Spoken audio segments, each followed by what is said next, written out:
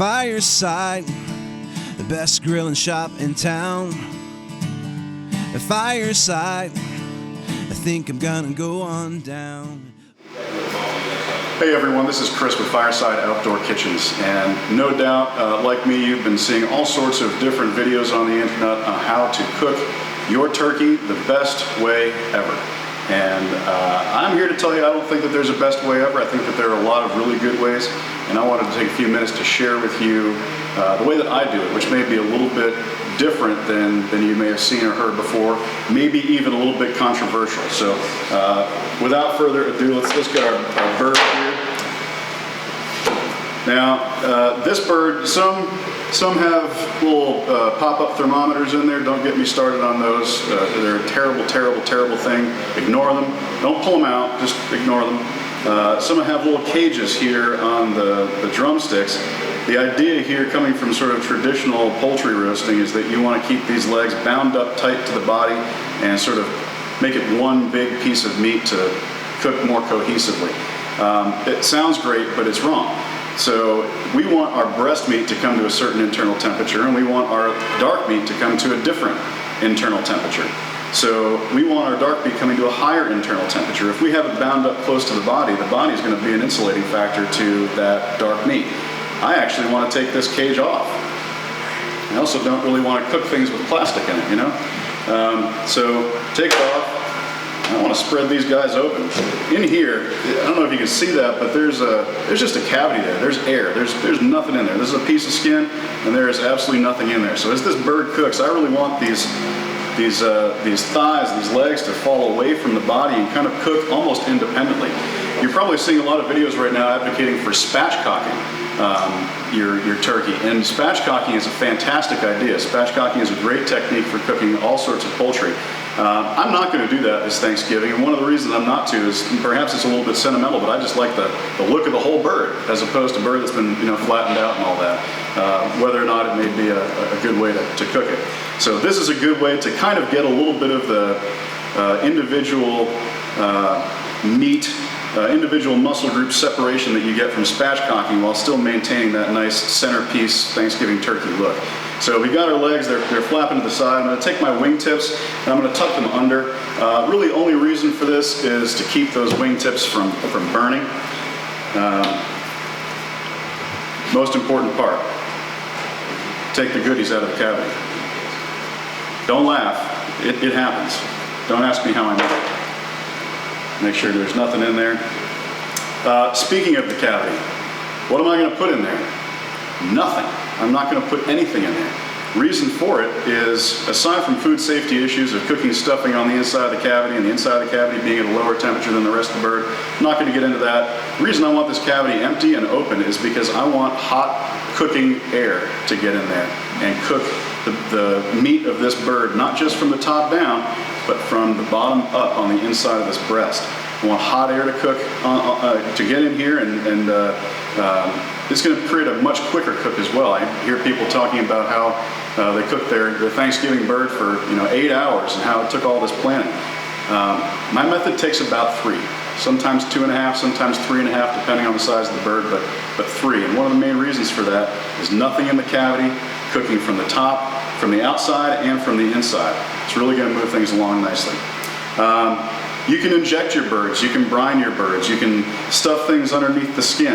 I don't do any of that, including brining. I think that brining gets a little bit more credit than it's due for creating a moist bird. I think that brining can be great for some lean proteins, but I don't think it's necessary for a whole bird. I think the most important thing to creating a juicy, delicious bird is the proper internal temperature and not overcooking it. If you're overcooking it and you've brined it, you've done nothing more than overcooked a brined bird, in my opinion. And I think that you can skip the step of brining altogether by simply not overcooking your bird. And I'll talk about that more in a minute. To get this ready for the grill, I'm going to take some pecan oil and just put a little bit on here, spread it over the skin with my hands, and I'm not doing this for any sort of addition of flavor. You don't have to use pecan oil, though it's my favorite oil to use when I'm grilling because of its high smoke point. I'm doing this so that my rub will stick. It's just a binder, okay? So today I'm going to be using the Meat Church Honey Hog rub. I've never used this one before, but I've heard great things about it and wanted to give it a try. So we're just going to sprinkle this liberally all over this guy. This oil will also help jumpstart the browning of this bird a little bit. When I'm cooking a whole bird, whether chicken or turkey, I feel like I have two jobs really. One is obviously moist and delicious meat, but also crispy skin. And I really want to get some nice browning and rendering of this skin on here. Oil will help with that a little bit. And we're just going to cover it up.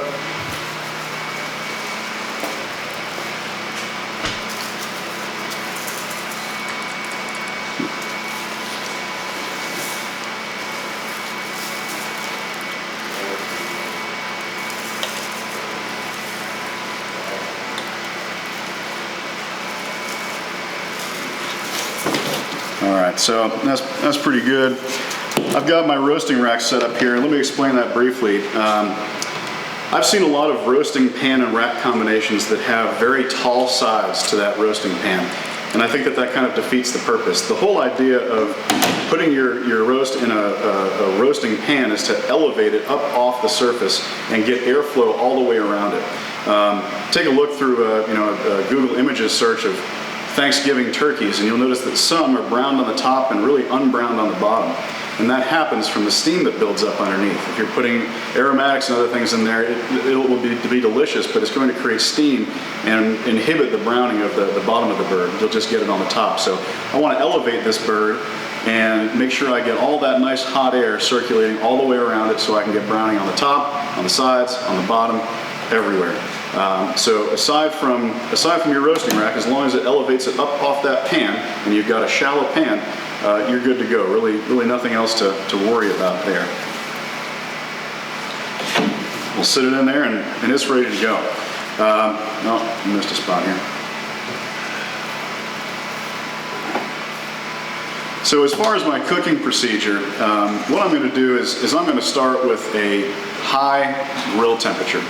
And I'm not going to leave it there for very long. I'm going to start at 450, 500 degrees, wherever you can comfortably get your Kamado style grill, if that's what you're using, with those heat deflectors. And sometimes when you have the heat deflectors in, it can be a little bit difficult to get it up to those higher temperatures. So I'm going to get it to 450, 500 or so. I'm also going to use a little bit of smoke wood, just a little bit though, put a hint on there. Pecan is a good choice for that. Cherry is another great one. Those are probably my two favorites. Pecan in particular does a great job of putting some nice color on poultry, so I always make sure I have a little bit of that in there. Throw those chunks in right before you put your bird in. At 400 or 500 degrees, they're going to burn up pretty quickly.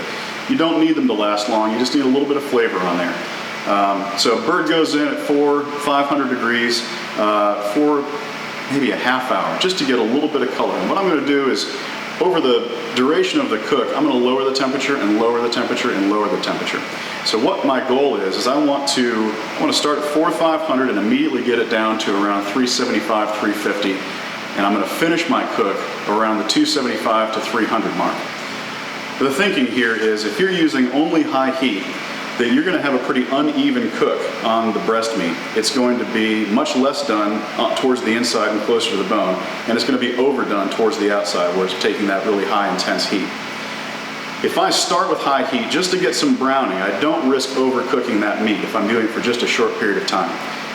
What I'm going to do then is drop it down and allow all that temperature within the cooking breast to equalize by using a very low temperature. If you're familiar with the reverse sear technique on a steak or a standing rib roast, that's the whole idea. I'm just kind of reversing the reverse sear a little bit. But with a reverse sear, you're using a very low temperature to bring all of the internal temperature of the meat from the very center to the outside up to the same internal temperature all together at the same time. You get that perfect temperature all the way through. Same thinking here, which is why I'm going to finish it at a very low temperature. Finishing at a low temperature also gives me another benefit, and this is where I want to talk about the proper internal temperature. You'll hear all sorts of different temperatures out there for where you need to cook your bird to be safe and not get sick and this, that, and the other thing. I'm not going to tell you what to do and make your decision there for you. I'll just tell you what I do here.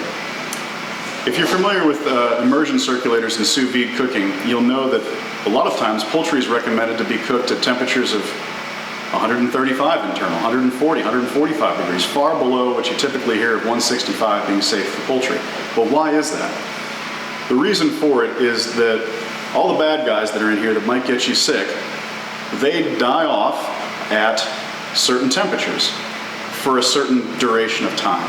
So at 165 degrees, it only takes a couple seconds for those bad guys to die off. At 125 degrees, it may take 4 hours, and I'm just spitballing here, for those bad guys to die off. But at 150 degrees internal temperature, it only takes a half hour for all of those bad guys to die off. So just because you cook it to 150, and don't worry, it's not going to be medium rare, but if you're using a low pit temperature at the finish of your cook, and you're cooking it to 150 degree internal temperature, you're going to be within that 150 degree internal temperature range for at least a half hour during the duration of the cook. So you will essentially be pasteurizing that meat, which is what you do with an immersion circulator or sous vide cooking. So 150 to 155 degrees is my done pull-off temperature. Now it's going to carry over a little bit. It's not going to carry over a lot because, again, I don't have a lot of energy for it to carry through because I'm using a lower pit temperature at the end of that cook. I'm kind of hoping some of my carryover will happen during the cook as I lower the temperature of the grill. So 150 or so, take it off, rest it, don't cover it. If you cover it, you're going to just make that nice moist, crispy skin get soggy and it'll steam. You don't want to do it. Just put it in an area of your kitchen that's relatively warm by your stove, where I'm sure you've got 10 other things cooking on Christmas Day. But I think that's pretty much it. We're going to walk you through in the rest of this video some of the cooking steps, take you out to the grill, put it on there, and then probably the most important part, carving it. I think the vast majority of the people, in my opinion, do it wrong. I'll show you the right way, I think, to do it. I think you'll like it. It's an interesting trick. So stay tuned, and we'll cook this bird.